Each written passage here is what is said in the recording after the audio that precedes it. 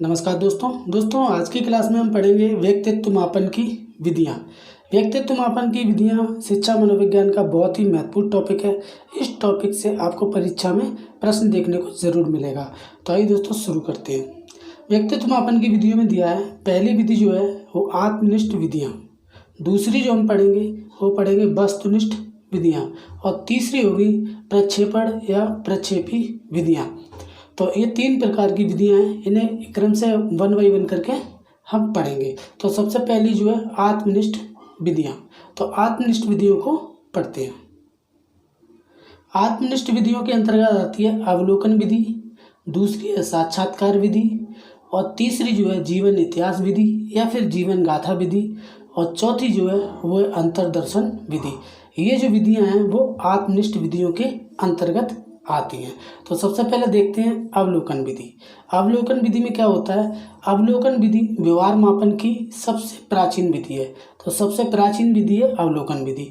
इस विधि के द्वारा किसी व्यक्ति की क्रिया को जानने का प्रयास किया जाता है।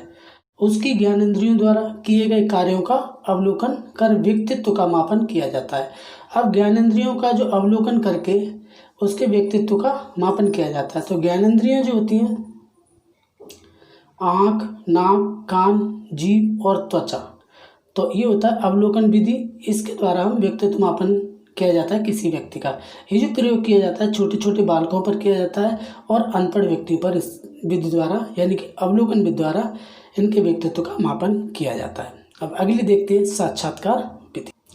साक्षात्कार विधि के अंतर्गत आता है आमने सामने होने वाली क्रिया को साक्षात्कार कहते हैं, इंटरव्यू। इसे मौखिक विधि भी कहा जाता है। इसमें लिखित तथा मौखिक दोनों तरह के प्रश्न पूछे जाते हैं, यानी कि साक्षात्कार विधि में लिखित और मौखिक दोनों तरह के प्रश्न पूछे जाते हैं और ये आमने सामने होने वाली क्रिया है। तीसरी विधि है जीवन इतिहास विधि या फिर इसे जीवन गाथा विधि भी कहते हैं। इसके जो प्रवर्तक हैं वो है टाइडमैन। इस विधि द्वारा किसी व्यक्ति के संपूर्ण जीवन का अध्ययन किया जाता है। इस विधि द्वारा उसी व्यक्ति का अध्ययन किया जाता है जिसमें कि विलक्षण प्रतिभा होती है। इस विधि में क्या होता है, जो व्यक्ति के जो संपूर्ण जीवन का अध्ययन किया जाता है और उन्हीं व्यक्तियों को किया जाता है जिनके अंदर कोई विलक्षण प्रतिभा होती है। जैसे उदाहरण के लिए मान लेते हैं चाणक्य जिसका IQ था 200।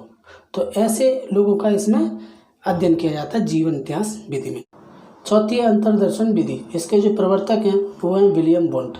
विलियम वुंड ने जर्मनी में 1879 में यानी कि चेतना पर अध्ययन करने के लिए विलियम वुंड ने 1879 में मनोविज्ञान की प्रथम प्रयोगशाला खोली थी। कहाँ पर? जर्मनी में। और इन्होंने ये विधि दी थी अंतर्दर्शन विधि। अंतर्दर्शन विधि का अर्थ होता है अपने अंदर दर्शन करना या झांकना और जानने का प्रयास करना कि हम क्या हैं, हमारा व्यक्तित्व कैसा है। इसी के आधार पर प्रश्नों के उत्तर देना अंतर्दर्शन विधि कहलाती है। अंतर्दर्शन विधि कहलाती है। अब देखिए वर्तमान में यह जो विधि है वो मान्य नहीं है। इसे अमनोवैज्ञानिक विधि माना गया है।